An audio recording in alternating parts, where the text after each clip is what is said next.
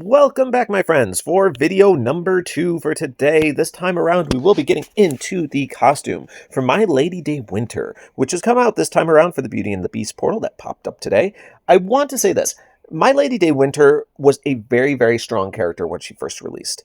I am curious if the updated stats is going to allow her to exist in that realm, or if we are past the point of her being as strong as she used to be. We're going to get right into it, and you'll see why she was so popular back in the day. We can make our own decision on whether that will continue to translate into modern times. So let's get into it. First things first, she is now going to be the Druid class, which does give her the chance to create little Thorn minions for a additional survivability. Kind of a fun way to go. Then, we do get the Musketeer family, and a reminder of what the bonus will be for this is there is a bonus for 1, 2, or 3 heroes where they will do a 50, 75, 100% chance to give cover to a random ally for 3 turns when this character casts their special. While in cover, the ally takes no damage from special attacks or normal attacks. This character, the person casting the special, will then take 60, 50, 40% of the damage they would have received, or that character would have received in cover. So basically, if she's operating by herself without any other Musketeer families, she's going to be putting cover on a random enemy and then taking 60% of the damage they took while they take 0 damage. This is a cool way to reduce the amount of incoming damage on your team, but it does focus fire My Lady De Winter a little bit because she's the one putting cover up on somebody else. So just understand that they sacrifice some of their own survivability for the team's overall survivability, but either way, you're taking 40% off the incoming damage, even if she's functioning by herself. I do think that's pretty cool, so just keep that in mind. The one negative thing about this is that if a hit all goes off and hits the whole team, she's going to take 100% of the damage from her own hit and then 60% of the damage from the other teammate's hit that she's covering. So she will have then received 160% of the total damage. If you're going up against someone like an Usted who just wrecks your team, she is volunteering to get wrecked almost twice as hard. So just there is some negative to this, but overall I think it's a pretty good ability. All right, so in our passives department, we get resist defense element. This character is immune to effects that would affect its defense, but this does not apply to elemental defense. So you can't put defense down on her, which is helpful. It will, again, increase her survivability a bit. Then over here, the second passive is going to be damage on special skill and cover damage. When this character receives damage from special skills or in place of a character in cover, there is a 75% chance to deal 50% of that received damage to all enemies. Okay, that was a lot of percents and if-thens and all of that. So let me just break this all down. Whenever she receives damage from a special skill or any damage from what she's covering, and I do believe it's any damage from the character covering, so even normal attacks, she is going to have a 75% chance. So basically 3 out of 4 times she's going to do 50% of that damage back to all enemies. What's interesting about this is that there are times where this can be manipulated in your favor. For example, if a strong sniper hit comes in to hit her, well, she is going to have a 75% chance to take that sniper hit, chop it in half. So let's say that sniper hit for 2,000 damage. Well, she'll chop that in half down to 1,000 damage, but she will then do that to all enemies. So they spent 2,000 damage going in towards your team, right?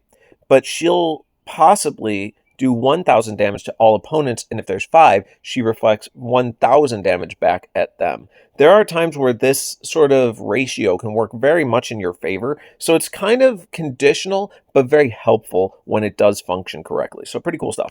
All right, over here in our specials department, we get special armor, so for the first 6 turns, she will get plus 40% defense against special skill attacks, once again for a bit more survivability. And why does she need all this survivability? Well, because her special down here, Cultivated Manipulation, is going to be activated at slow speed. So you do want her to stay alive long enough to actually get this off. And it will be dealing 480% damage to all enemies. The caster regenerates 1,500 boosted health over 6 turns. The boosted health can exceed max HP. So 1,500 over 6 turns, you're talking less than 300 a turn. That's not overly powerful. I just want to clarify that. And then all enemies reflect status effect buffs to a random character on the opposing team for 6 turns. And all allies reflect status ailments to a random character on the opposing team for 6 turns. That sounds like we almost said the same thing, but it's not. To break down what's happening here, Anytime your opposing team tries to buff themselves for 6 turns while this effect is up, you're going to get up those buffs on your team instead. A random person on your team. But either way, if they try to buff their team, you get those instead. If they try to debuff your team, you're going to be reflecting those effects back instead to their side for the next 6 turns. 6 turns is a very long time in this game.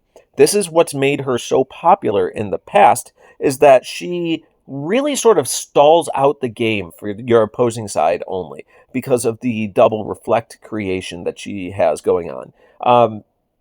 So you say, like, well, okay, but what's the downside here? Well, the downside, of course, is going to be the fact that these are just standard buffs. So a Dispel is going to clear them. A buff steal is going to take these amazing buffs and put them on the opposing side instead, which is not great. But the reality is these sort of things always exist. You have to take that into consideration when you use a character like this. Her 480% damage hit to all enemies is not bad, but she's operating at a 1787 attack score, so this is not going to be a massive hit. Even though it's 480%, her attack stat just isn't boosting that 480% up to the point you'd like it to be. It will be a reasonable hit, but don't expect her to be like an Usted in damage.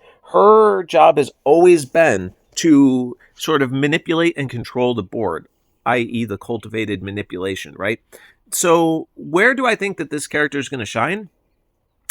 That's pretty easy. She's going to do the best in rush formats where you can affect the board that much quicker. In slower formats, I don't think she's bad because what she is she's a ticking time bomb for your opponent where they're going to have to reconcile her effects. Even if they don't consider her a priority kill, if they ignore her long enough and she goes off, she's going to affect the entire field. So they must have a plan in place for this character. And that makes her pretty good, in my opinion. Since I do have to rate her on the scale of 1 to 10, I'm going to give her a solid 8. The fact that she operates as slow is really the negative downside to this, and the fact that the buffs are easily clearable with a Dispel or a buff steal. Those are the bad parts. But if they are not prepared for that, if they are not ready with a Dispel or some way to clear these effects, they are going to be stuck in limbo for 6 turns, and that's incredibly powerful. So just understand that she still exists really in an interesting role, and I do think you level her if you get her and you enjoy this character. But I don't necessarily expect her to be a huge powerhouse to the higher ranks. They will be prepared for a character like this. All right, so there we have it. We'll give her a solid 8. If you pull her, congratulations. Do enjoy, and we will see you next time, friends.